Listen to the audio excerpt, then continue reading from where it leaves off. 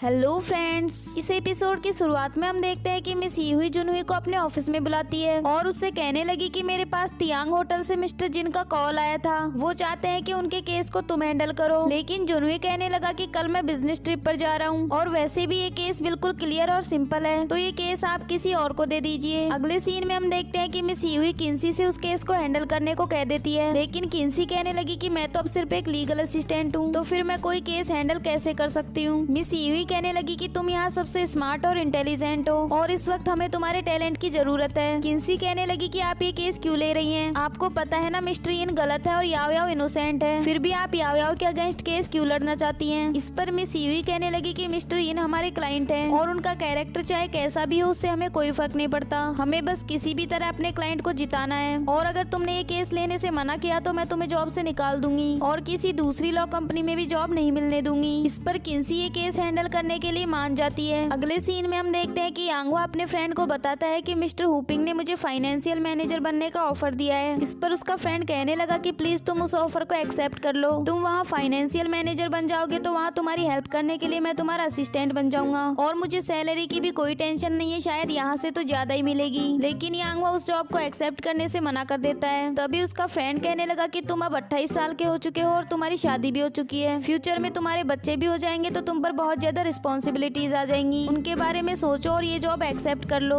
लेकिन यांगवा कहने लगा कि मैं किन्सी से डिवोर्स ले चुका हूँ क्योंकि किन्सी रियल शादी करने के लिए तैयार नहीं है। ये कहकर वो वहाँ से चला गया। अगले सीन में हम देखते हैं कि किन्सी घर वापस आ जाती है, लेकिन आज यहाँ यांगवा नहीं था जो उसके लिए हमेशा डिनर बनाकर तैयार रखता था। उसे यांगवा की बहुत ज्यादा याद आ रही थी। फिर वो उसके रूम में जाकर चेक करने लगी कि शायद उसने कोई लेटर छोड़ा हो, लेकिन वहाँ उसे कुछ भी नहीं मिला। अगले सीन में हम देखते हैं कि याओ याओ और ली डाई किन्सी से मिलने आई होती है। किन्सी याओ याओ से कहने लगी कि तुमने तियांग होटल के साथ 10 साल का कॉन्ट्रैक्ट साइन किया है, लेकिन मैंने मिस्टर यिन से बात की है, अगर तुम रिजाइन करना चाहती हो तो तुम्हें उनको 2 मिलियन का मुआवजा देना होगा। इस पर याओ याओ गुस्से में कहने लगी कि मेरे पास इतने पैसे नहीं है और तुम्हें पता है ना मिस्टर यिन एक बुरे आदमी है, फिर भी तुम उसका साथ क्यों दे रही हो। ये कहकर वो वहाँ से जाने लगी। तभी किन्सी कहने लगी कि उन्होंने मुझे एक और सॉल्यूशन भी बताया है, वो तुम्हें रिजाइन तभी करने देंगे जब तुम अगले 10 सालों तक कोई भी जॉब ना करो। इसके बाद अगले सीन में हम देखते हैं कि ली डाई यांगवा से मिलने जाती है और उससे कहने लगी कि क्या तुम्हारी वाइफ पागल हो गई है? उसे पता है कि मिस्टर यिन ने याओ याओ के साथ गलत किया है, फिर भी वो मिस्टर यिन का साथ दे रही है। जिस किन्सी को मैं जानती थी वो हमेशा सच्चाई का साथ देती थी, इसलिए मुझे लगा कि वो इस केस में याओ याओ की हेल्प करेगी, लेकिन उसने तो अपनी मोरलिटी को ही छोड़ दिया है। यांगवा कहने लगा कि क्या तुम ये चाहती हो कि मैं किन्सी को याओ याओ की हेल्प करने के लिए मनाऊं? ली डाई कहने लगी कि याओ याओ तुम्हारी एक्स गर्लफ्रेंड है और किन्सी तुम्हारी वाइफ, दोनों के साथ ही तुम्हारा कुछ ना कुछ रिश्ता है, तो तुम ही किन्सी को उसकी हेल्प करने के लिए मना सकते हो। वैसे किन्सी भी तुमसे बहुत प्यार करती है तो वो सिर्फ तुम्हारी बात सुनेगी। यांगवा पूछने लगा कि क्या किन्सी ने तुम्हें बताया कि वो मुझसे प्यार करती है? ली डाई कहने लगी कि बताया तो नहीं, पर मैं उसके बिहेवियर को देखकर डेफिनेटली कह सकती हूँ कि वो तुमसे प्यार करती है। ये सुनकर यांगवा बहुत ज्यादा खुश हो जाता है। इसके बाद ली डाई कहने लगी कि मुझे लगता है कि किन्सी याओ याओ से ज्वेलस है, इसीलिए वो उसके अगेंस्ट केस लड़ रही है। यांगवा पूछने लगा कि वो याओ याओ से ज्वेलस क्यों होगी? इस पर ली डाई कहने लगी कि ये तो सिंपल सी बात है, जब उसको पता लगा कि तुम्हारे दिल में अभी भी याओ याओ के लिए फीलिंग्स है तो फिर तो उससे ज्वेलस होगी ही। मुझे पता है तुम उन दोनों में से किसी को भी हर्ट नहीं करना चाहते, तो फिर बताओ तुम मेरी हेल्प करोगे या नहीं? इस पर यांगवा कहने लगा कि मुझे अभी सोचने के लिए थोड़ा वक्त चाहिए। अगले सीन में हम देखते हैं कि याओ याओ का बेटा सनी ऑस्ट्रेलिया से वापस आ जाता है। याओ याओ उसका हाथ पकड़कर ले जाने लगी। तभी सनी कहने लगा कि अब मैं बड़ा हो गया हूँ तो आप मेरा हाथ मत पकड़िए। तभी याओ याओ कहने लगी कि ठीक है तुम बड़े हो गए पर मैं अभी बच्ची हूँ, तो तुम मेरा हाथ पकड़कर मुझे लेकर चलो। इसके बाद वो दोनों अपने घर चले गए। अगले सीन में हम देखते हैं कि ली डाई याओ याओ से मिलने आई होती है और वो याओ याओ से पूछने लगी कि मिस्टर यिन तुम्हारे साथ ऐसा क्यों कर रहे हैं, क्या तुम्हारी उनसे कोई पर्सनल दुश्मनी है? वहीं ली डाई यांगवा को कॉल करके ये सब बातें सुना रही होती है। याओ याओ बताने लगी कि मुझे अपने हस्बैंड से डिवोर्स के बाद जॉब की बहुत ज्यादा जरूरत थी, तभी मिस्टर यिन ने मुझे अपनी होटल में जॉब दे दी और मेरा प्रमोशन भी कर दिया। पहले मुझे लगा कि वो एक बहुत अच्छे इंसान है, पर वो हमेशा फीमेल एम्प्लॉयज को अपने साथ डिनर पर लेकर जाते थे और मुझे उनका ये बिहेवियर बिल्कुल भी ठीक नहीं लगा। मैंने उनके साथ डिनर पर जाने से मना कर दिया तो वो मुझे जॉब से निकालना चाहते थे, पर मैंने 10 साल का कॉन्ट्रैक्ट साइन कर रखा था, इसीलिए वो मुझे नहीं निकाल सके। अब जब मैं खुद रिजाइन करना चाहती हूँ तो वो मुझसे बदला ले रहे हैं। वहीं दूसरी ओर जब यांगवा ये सब बातें सुन रहा होता है तभी एक बच्चा आकर उससे टकरा जाता है और वो नीचे गिर जाता है। तभी उस बच्चे की मॉम वहाँ आकर यांगवा को डांटने लगी। यांगवा कहने लगा कि मैंने इसे नहीं गिराया, ये खुद ही मुझसे टकरा गया था और इसकी वजह से मेरा फोन भी टूट गया। तभी उसकी मॉम कहने लगी कि क्या फिर मेरा बेटा झूठ बोल रहा है? बच्चे कभी झूठ नहीं बोलते, अब तुम्हें इसका मेडिकल बिल पे करना पड़ेगा। तभी याओ याओ का बेटा सनी वहाँ आ जाता है और उस औरत से कहने लगा कि इसमें इन अंकल की कोई गलती नहीं है। तभी वो लेडी कहने लगी कि तुम्हें क्या पता, तुम तो अभी बच्चे हो। सनी कहने लगा कि आपने अभी अभी तो कहा था कि बच्चे कभी झूठ नहीं बोलते, तो फिर मैं भी तो एक बच्चा ही हूँ। तभी वो औरत उसे डांटते हुए कहने लगी कि इनके साथ तुम्हारी क्या रिलेशनशिप है, क्या ये तुम्हारे फादर हैं? और शायद इसी ने तुमसे ये सब कहने के लिए बोला होगा। तभी सनी कहने लगा कि अगर आपको मेरी बातों पर विश्वास नहीं होता तो आप सीसीटीवी फुटेज चेक कर लीजिए। ये सुनकर वो लेडी वहाँ से चली गई और यांगवा सनी को अपने साथ ले जाता है। इसके बाद याओ याओ सनी को लेने आ जाती है और तभी यांगवा को पता चलता है कि वो याओ याओ का बेटा है और ये जानने के बाद यांगवा थोड़ा नर्वस हो जाता है। अगले सीन में हम देखते हैं कि रैनमी वेन्यू को आकर बताती है कि वो डैड बनने वाला है। ये सुनकर वेन्यू बहुत ज्यादा खुश हो जाता है। फिर वो अचानक से रोते हुए कहने लगा कि मुझे तो पता ही नहीं है कि डैड की रिस्पॉन्सिबिलिटीज क्या होती है, फिर मैं एक अच्छा फादर कैसे बनूंगा। वहीं दूसरी ओर हम देखते हैं कि यांगवा याओ याओ और लीडाई के साथ बैठकर लंच कर रहा होता है। तभी एक वेटर आकर उनसे खाना ऑर्डर करने को कहती है तो सनी भी बिल्कुल वही डिशेज ऑर्डर करता है जो यांगवा ने की थी। इसके बाद यांगवा उनसे केस के बारे में बात करने लगा और उससे कहने लगा कि मैंने एक सॉल्यूशन निकाल लिया है। तुम मिस्टर जिन की वजह से होटल छोड़कर जाना चाहती हो, तुम्हें उस होटल से कोई प्रॉब्लम नहीं है, पर तुम्हारे बॉस से है। अगर तुम्हारा बॉस ही चेंज हो जाए तो तुम्हें रिजाइन करने की जरूरत ही नहीं पड़ेगी। तभी लीडाई कहने लगी कि हम मिस्टर इन को होटल से कैसे निकालेंगे। इस पर यांगवा कहने लगा कि तुम ही ने तो बताया था कि मिस्टर इन का फीमेल एम्प्लॉयज के साथ अच्छा बिहेवियर नहीं था, अगर हमको उनके खिलाफ कोई सबूत मिल जाए तो हम उनको आसानी से होटल से निकाल सकते हैं। तभी याओ याओ कहने लगी कि कोई भी फीमेल एम्प्लॉय उनके खिलाफ गवाही देने के लिए तैयार नहीं होगी। मैं पहले भी बहुत बार ट्राई कर चुकी हूँ, अब मैं ये करते करते बहुत थक गई हूँ, अब मुझे और फाइट नहीं करनी। अगले सीन में हम देखते हैं कि जुनहुई किन्सी से कहता है कि तुम्हें अब इस कंपनी में जॉब छोड़ देनी चाहिए क्योंकि तुम्हें आज इस पोजीशन पर रखा गया है, तुम उससे बेटर डिजर्व करती हो। किन्सी कहने लगी कि मैंने यहाँ अपना बहुत ज्यादा टाइम इन्वेस्ट किया है, अगर मैं चली गई तो मेरी सारी मेहनत बेकार जाएगी और मैंने तो अभी अपने गोल को भी अचीव नहीं किया, तो फिर मैं इस कंपनी को छोड़कर कैसे जा सकती हूँ। इसके बाद जुनहुई से सॉरी बोलते हुए कहने लगा कि मैंने उस दिन ड्रिंक करके तुम्हारे साथ अच्छा बिहेवियर नहीं किया, उसके लिए तुम मुझे माफ कर देना, और अगर तुमने मुझे माफ कर दिया है तो आज हम एक साथ डिनर करने चलते हैं। लेकिन किन्सी कहने लगी कि आज शाम को मैं बहुत बिजी हूँ। ये कहकर वो वहाँ से चली गई। लेकिन तभी जुनहुई कहने लगा कि मैं रेस्टोरेंट में तुम्हारा वेट करूंगा। वहीं दूसरी ओर हम देखते हैं कि यांगवा और याओ याओ अपने पास्ट के बारे में बात कर रहे थे क्योंकि लीडाई और सनी वहाँ से बाहर चले गए थे। यांगवा उससे पूछने लगा कि तुम्हारी मॉम की तबीयत अब कैसी है। याओ याओ बताती है कि 2 साल पहले ही उनकी डेथ हो गई थी। इसके बाद याओ याओ कहने लगी कि मैंने गुस्से में तुमसे करियर और मुझमें से किसी एक को चूज करने को कहा था और तुमने अपने करियर को चुना।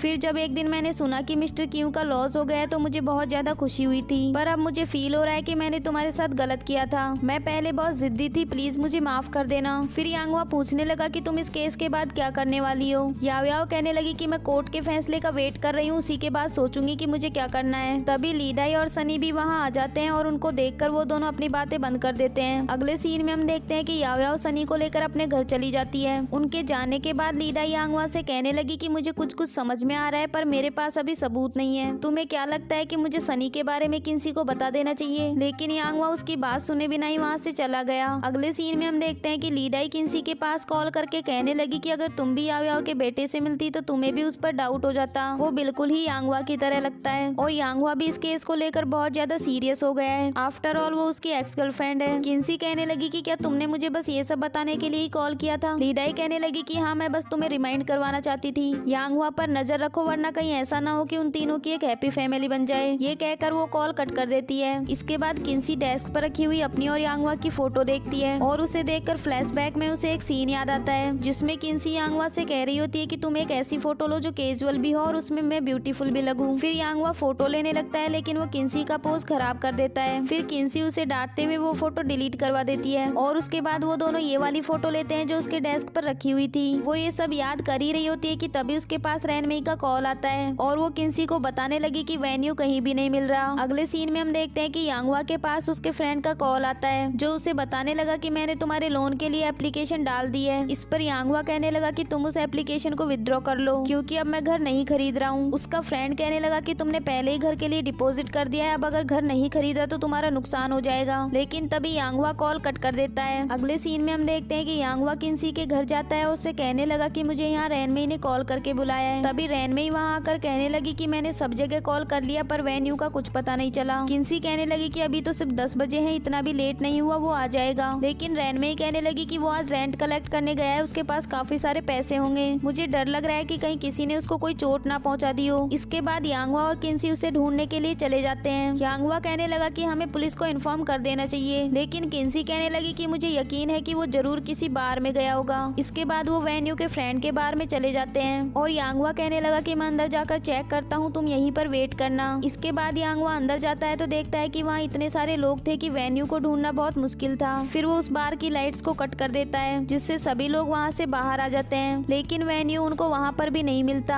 अगले सीन में हम देखते हैं कि किन्सी और यांगवा को वैन्यू एक होटल में मिल जाता है और वो रैनमेई को भी वहाँ बुला लेते हैं। इसके बाद रैनमेई रूम में जाती है जहाँ वैन्यू काफी ज्यादा ड्रिंक करके सोया हुआ था। फिर वो दोनों रैनमेई को वहाँ से वापस घर ले गए। यांगवा उनको घर छोड़कर वापस जाने लगा, तभी किन्सी उसे रोककर अपने साथ ड्रिंक करने को कहती है और फिर यांगवा से पूछने लगी कि क्या तुम फिर से अपने घर पर शिफ्ट हो गए हो। इस पर यांगवा कहने लगा कि नहीं, अभी तो मैं एक घर रेंट पर लेकर रहता हूँ। इसके बाद यांगवा कहने लगा कि आज जो कुछ भी हुआ उसे देखकर मुझे समझ में आ गया है कि तुम्हें शादी से डर क्यों लगता है। अब मुझे लग रहा है कि मैंने जो डिसीजन लिया है वो बिल्कुल सही है, कम से कम हमें इन दोनों की तरह प्रॉब्लम फेस तो नहीं करनी पड़ेगी। ये कहकर यांगवा वहाँ से चला गया। अगले दिन किन्सी याओयाओ से मिलने के लिए उसके घर जाती है और उससे पूछने लगी कि तुम्हारा बेटा कहाँ है। इस पर याओयाओ कहने लगी कि वो तो अभी ट्यूशन क्लासेस गया है, पर ये बताओ कि तुम यहाँ क्यों आई हो। किन्सी कहने लगी कि मैं तुम्हें ये बताने आई हूँ कि तुम यांगवा से दूर रहो, लेकिन ये सिर्फ किन्सी का एक थॉट था। तभी याओयाओ उससे कहने लगी कि तुम सोच क्या रही हो, बताओ क्या बात है। इस पर किन्सी कहने लगी कि तुम यांगवा को मिसलीड क्यों कर रही हो। याओयाओ कहने लगी कि तुम यहाँ केस के बारे में बात करने आई हो या फिर पर्सनल मैटर पर। इस पर किन्सी कहने लगी कि मैं मानती हूँ तुम इस वक्त प्रॉब्लम में हो, लेकिन तुम यांगवा को ये क्यों जताना चाहती हो कि सनी उसका बेटा है। याओयाओ कहने लगी कि मैंने उसे मिसलीड नहीं किया, वो तो हमेशा से ही दूसरों की केयर करता है और इसीलिए वो मेरी हेल्प कर रहा है। फिर किन्सी उससे कहने लगी कि मैं भी तुम्हारी हेल्प करूंगी, लेकिन इसके लिए तुम्हें अपना कोर्ट केस वापस लेना होगा। इसके बाद किन्सी जाते हुए उससे कहने लगी कि सनी यांगवा का बेटा है या नहीं, इससे मुझे कोई फर्क नहीं पड़ता, क्योंकि यांगवा अब सिर्फ मेरा है और अगर तुमने उसे अट्रैक्ट करने की कोशिश की तो मैं तुम्हें नहीं छोड़ूंगी। ये कहकर वो वहाँ से चली गई। उसके जाने के बाद हम देखते हैं कि याओयाओ यांगवा से बाहर निकलने को कहती है जो अंदर छुपा हुआ था। याओयाओ उससे कहने लगी कि तुमने सुना होगा कि किन्सी अभी अभी मुझसे क्या कह के गई है, तुमने मेरी हेल्प करने से पहले उसे बताया क्यों नहीं। यांगवा कहने लगा कि वो बहुत लापरवाह है, मुझे तो समझ नहीं आता कि उसको लॉयर किसने बना दिया। इसके बाद याओयाओ यांगवा को उसके पैसे वापस देने लगी जो उसने हेल्प के लिए दिए थे,